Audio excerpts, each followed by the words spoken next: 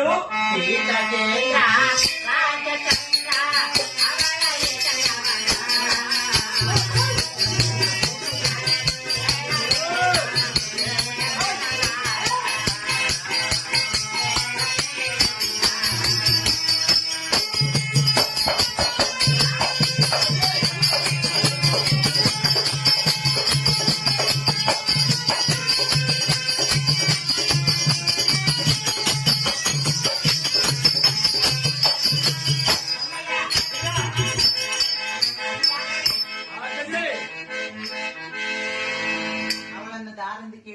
ಹೌದು ಹಾಗೆ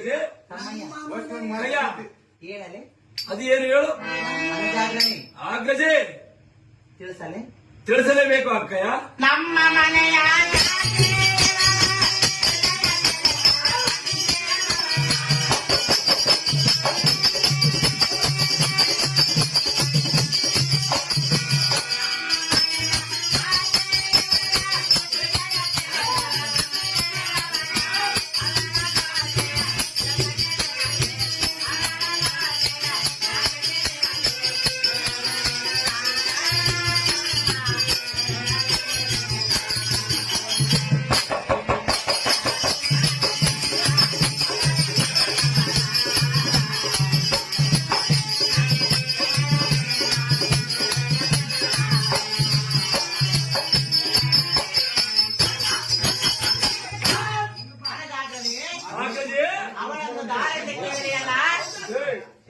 ಹೌದು ಆಗ್ರಜೆ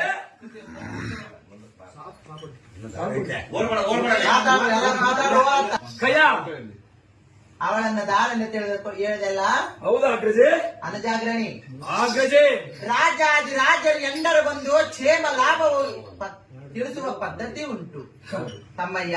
ಕಯ್ಯ ಅವಳ ನಮ್ಮ ಮನೆಯ ದಾಸಿಯಾಗಿ ಬಂದವಳು. ಅವಳ ವಸೆಯ ನನಗೆ ಏತಕ್ಕೆ ಬೇಕು ಕೀಟಕಾಗ್ರಣಿ ಧೀಮನಿ. ಆಗ್ರಜೆ ತಮ್ಮಯ್ಯ ಸಿದ್ಧಾಗಬೇಡ. ಎನ್ನ ಭಿನ್ನಪವಂ ನಿನ್ನ ಮನದೋಳ ಚೆನ್ನಾಗಿ ಲಾಲಿಸು. ಮುಂದೆ ಆಗುವ ಕಾರ್ಯವನ್ನು ಲಕ್ಷ್ಯ ಕೊಟ್ಟು ಈಕ್ಷಿಸು. ಕಯ್ಯ ಈ ನಿಮ್ಮ ಸಭಾಮಂದಿರದ ಮುಂಭಾಗದೋಳಿರುವ ಈ ಸುಂದರ ಸ್ತ್ರೀಯಳದಾರ ಈ ನರನಾಶಿಲೋರತ್ನವನ್ನು ಎತ್ತಲಿಂದ ಸಂಪಾದಿಸಿದೆ. ಬಹಳ ದೂರದಿಂದ ಸಂಪಾದಿಸಿರುವನು ಆಗ್ರಜೆ ಈ ನಿಮ್ಮ ಸಭಾ ಮೋಹನಾಂಗಿಯರೆಂಬ ಕ್ಷೀರ ಸಮುದ್ರಕ್ಕೆ ಶರತ್ಕಾಲದ ಪೌರ್ಣಮಿ ಚಂದ್ರನ ಉದಯವಾದಂತೆ ಪ್ರಧಾನಿ ಕಟ್ಟಿದ ಮುತ್ತಿನಂತೆ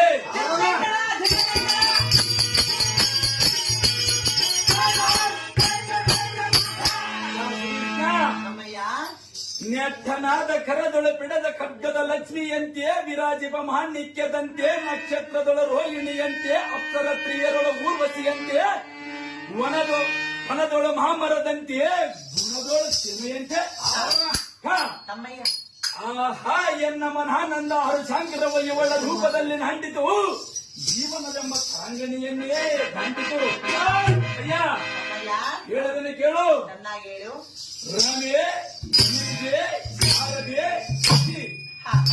ಚಿತ್ರಲೇಖಾದಿ ನಾಯಕಿಯರೇ ಮಹಾರೂಪವತಿಯರೆಂದು ಹೇಳುತ್ತಾರೆ. ಈ ಎಲ್ಲಾ ದೇವಾಂಗಿನೆಯರ ರೂಪಗಳನ್ನು ಒಂದುಗೂಡಿಸಿ ಬಹು ಬುದ್ಧಿಯಿಂದ ಲೋಕೇಶನಾದ ಬ್ರಹ್ಮನು ಈ ಜಿಲ್ಲೆಯನ್ನು ಸೃಷ್ಟಿ ಮಾಡಿರುವುದು.